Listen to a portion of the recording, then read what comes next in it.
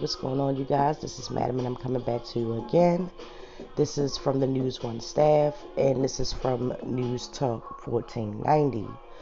A white ring parent sues school district near Boston for allegedly violating white students' civil rights.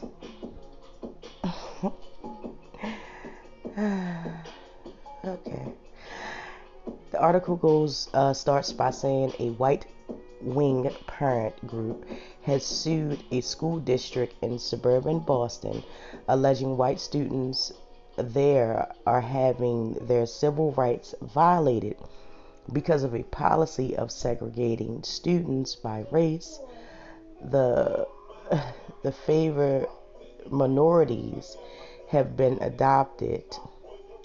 Parents Defending Education, which describes itself as a national grassroots organization working to reclaim our schools from activists promoting harmful agendas. I apologize. Recently filed a federal lawsuit claiming that Wellesley Public School is floating a precedent established by the U.S. Supreme Court.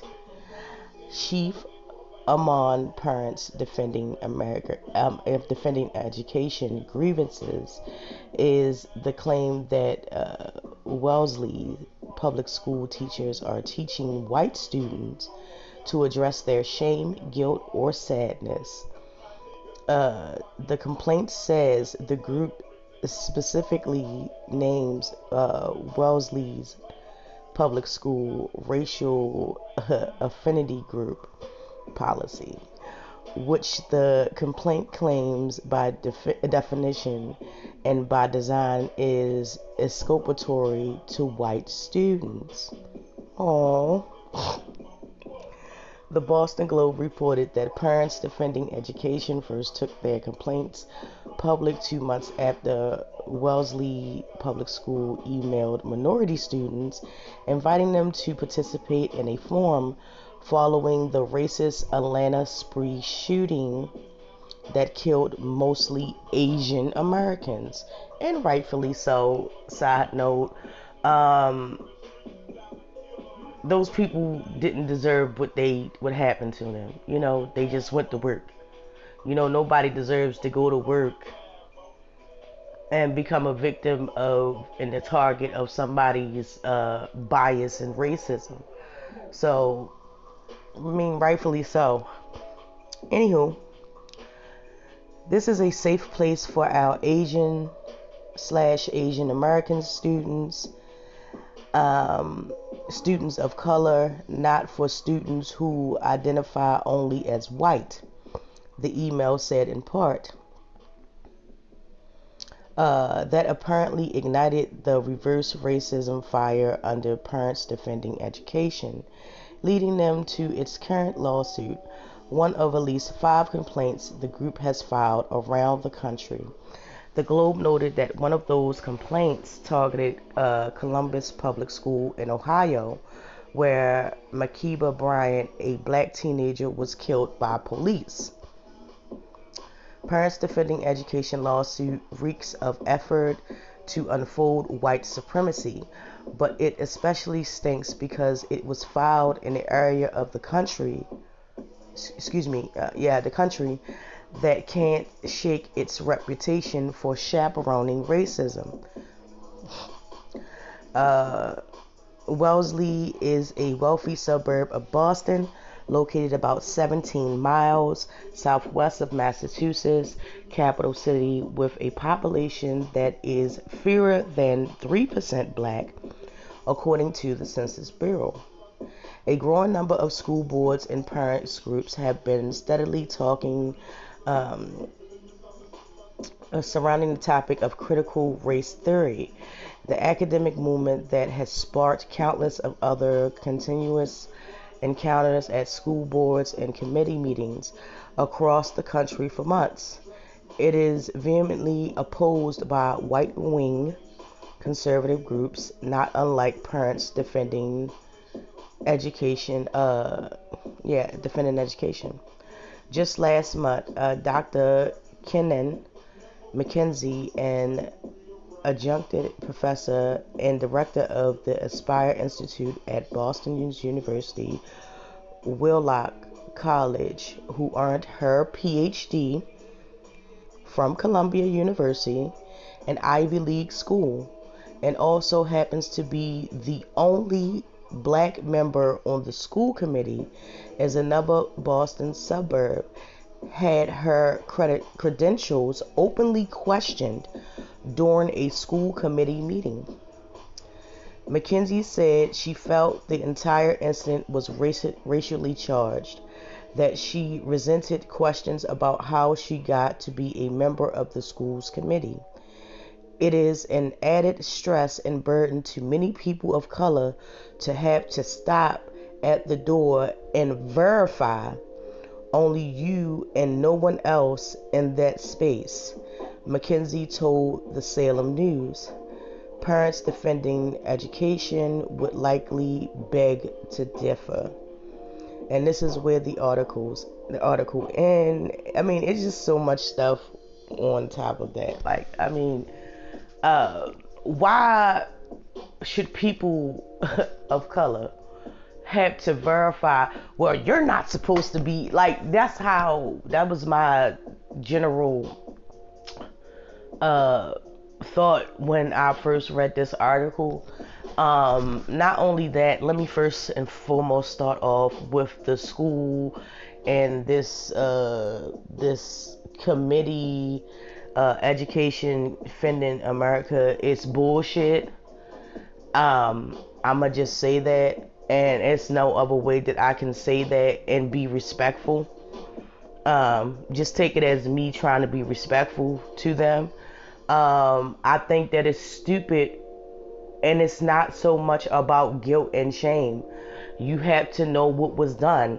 If we can sit up there in our schools and have curriculum which is based around how the United States was founded, all the struggles that the founding fathers went through, and all the things that they they have plays about this, Hamilton, George Washington. I mean, but we can do that. That's fine for them to learn about the white counterparts of history, but not teach them also that our founding fathers was also cokeheads and slave owners. I you can't. You can't cherry pick this information, and that's a lot of the problem that exists today and has existed even when I was in the public school system, even in college.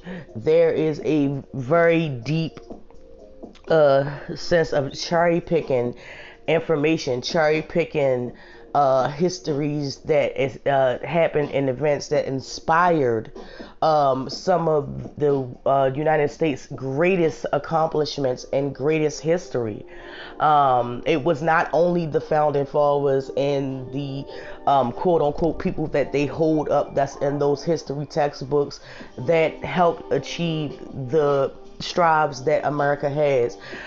Usually, a lot of the times, the greatness that was achieved by those people that they held up were actually achieved on the backs of people of color. And when I say people of color, I'm not just talking about black people. I'm talking about Asian Americans. I'm talking about Native Americans. I'm talking about anybody that is non-white. And that does not inspire shame and guilt. It just is what it is. Okay? I would love to have a general conversation with anyone who feels differently with that. We can have a public forum. We can have a conversation about that, and we can see, okay, the people that they hold up in history are not that great. Okay? All right? Most of them were degenerates, and I'll just say that to be nice. Okay?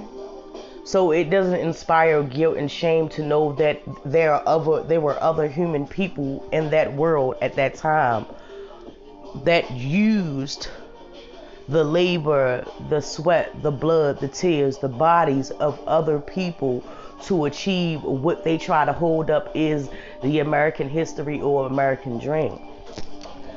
Secondly, I'm going to go over to Miss Mackenzie. Why should people of color have to stop and be like, hey, I achieved the same thing that you get? Like, it's giving me that you're not human, that you're still second class citizens, that you go through the back door type thing. You understand what I'm saying? And that's how I feel every time that I have been asked, why am I here? Or I've heard stories about other people. Well, why are you here? Well, how did you get here? Let's check your GPA. Let's check your credits. Let's check your work. I think that you were a charity case and they just handed it out to you. Like, that woman did not put in as much effort as the next person. And this is where it becomes a problem, because you shouldn't look at her and see her accomplishments, see her degrees, see that she went to an Ivy League school, but still yet question the fact that how did she get through it? Like, she's not capable. It's no different than back in the day when they were giving people of color tests for them to be able to vote. You understand what I'm saying? It's always been a history, and if we're going to talk about history of America, it has always been a history of America to suppress people that they felt that were less than. So I'm not going to sit here and sugarcoat the fact that this is still infuriating, and this still happens to this day to people that do not deserve it, because they worked just as hard as their white counterparts. It's ridiculous. But hey, what do I know? I don't know. And with that being said, you guys, thank you so much. I hope you enjoy your weekend. I hope that you have fun. I hope that you're safe. I hope that you create lasting memories. And as always, I would like you to like, subscribe, and share. And I would also like you to drop down in the comment section, because you know that's where it goes down. In the comment section, you know. But with that being said, I'm about to get my weekend popping. You feel me? Be safe, take care, and I'll talk to you in the next video.